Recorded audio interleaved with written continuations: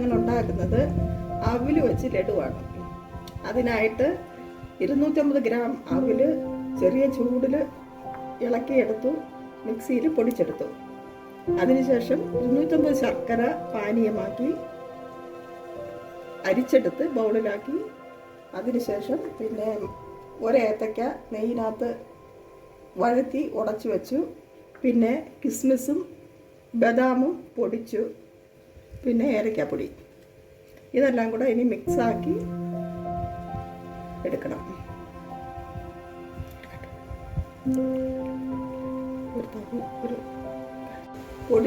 പൊടിച്ചു വെച്ച അവിലിനകത്ത് ഈ പാനീയമാക്കി വെച്ച ശർക്കര ഒഴിച്ച് നന്നായി ഇളക്കുക.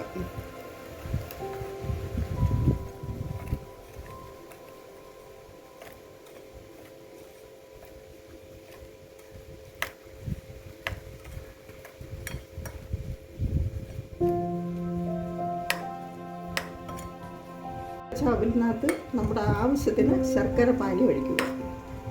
അതിനുശേഷം ഏത്തയ്ക്ക ഉടച്ച് വെച്ചത് അതിനകത്തോട്ടിട്ട് കിസ്മിസും ബദാമും പൊടിച്ചത് അതിനകത്തോട്ടിട്ടു. സ്വല്പം ഏലക്കാപ്പൊടിയും അതിനകത്തോട്ട് ചേർത്തു നന്നായി മിക്സ് ചെയ്തെടുക്കുക.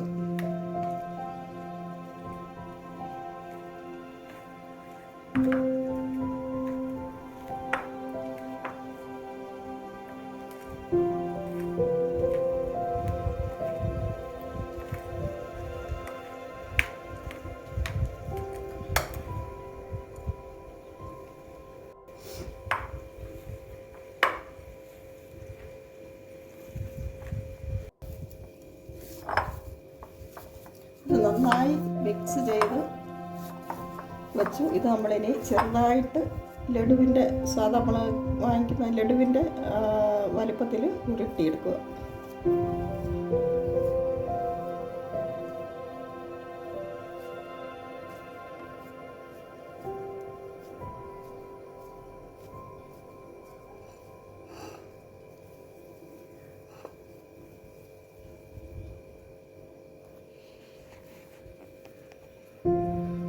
നമ്മുടെ കുട്ടികൾക്ക് ഏറ്റവും പറ്റിയൊരു ഭക്ഷണമാണ്.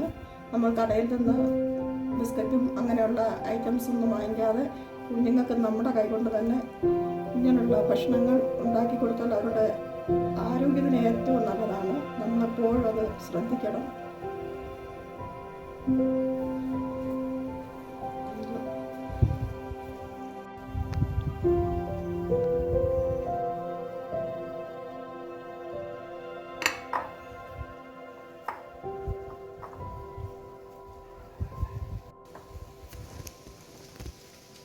നമ്മുടെ ലഡു റെഡിയായി. എല്ലാവരും ഇത് ട്രൈ ചെയ്ത് നോക്കണം. കുഞ്ഞുങ്ങൾക്ക് ഏറ്റവും പറ്റിയ ഒരു ഭക്ഷണമാണ്.